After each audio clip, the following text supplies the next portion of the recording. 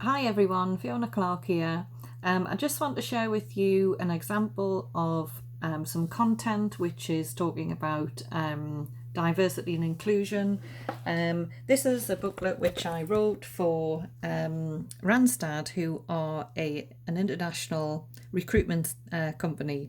So this booklet is quite a few pages long.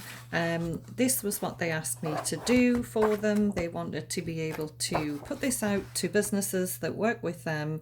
And as you can see, the contents page there, there's quite a few sections to it. And I think that means that people can dip in and out of this booklet if they want to. So people don't have to read every single section all at once.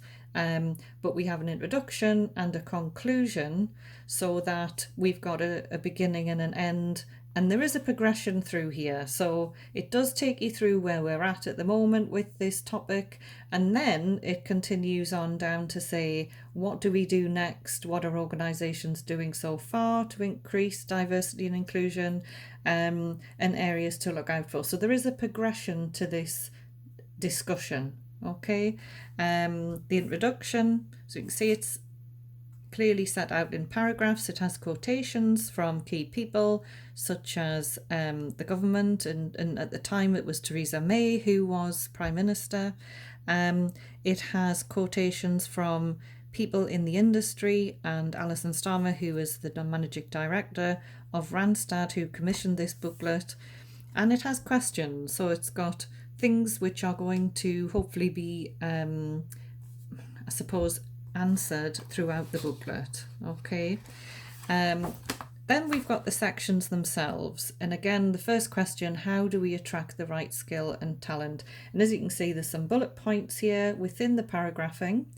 This infographic here is actually a quotation that is taken from here, but that the writer wants to highlight as a key part of this particular section. So if you think about somebody reading this, what I wanted to make sure was that this, if nothing else, was the area that was absorbed by the reader and taken away, because they're kind of getting it reinforced in this infographic.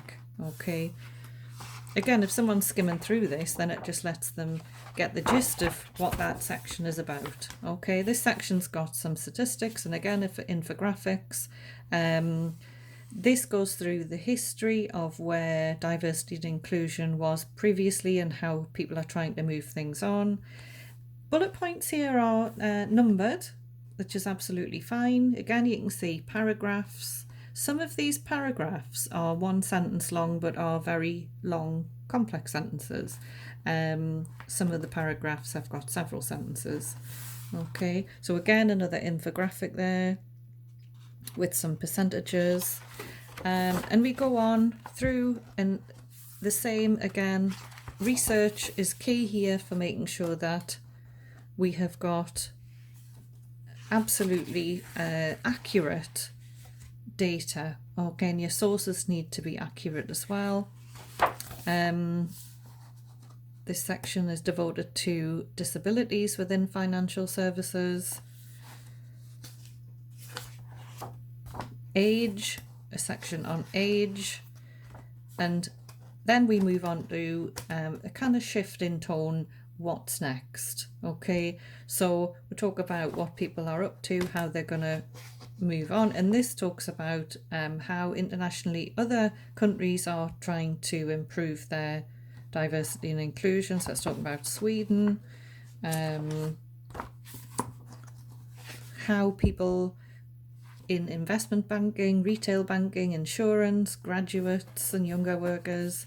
So make it easy for your reader to be able to access this, because let's be honest, it is quite a heavy topic. You know, it could be extremely unlikely people would want to read about this, you know, just generally, if it wasn't given some layout and thought and, you know, little pockets of information where people can dip in and they can really kind of learn, I suppose, where things are at the moment. Okay, so it just has to be appealing as well. All right. Examples of banks that are currently, you know, doing things successfully. So Bank of Ireland, 50/50 balance in all senior appointments. Morgan Stanley International MasterCard. References here the Business Disability Forum. Areas to consider. So again, there are some questions here, not necessarily all of them are answers or solutions, but just a pure kind of honesty about where people are at. Okay, and then a case study just in miniature about Barclays and how they're going about trying to tackle this issue. And then finally the conclusion. So really the conclusion is essentially this section here, these 4 lines,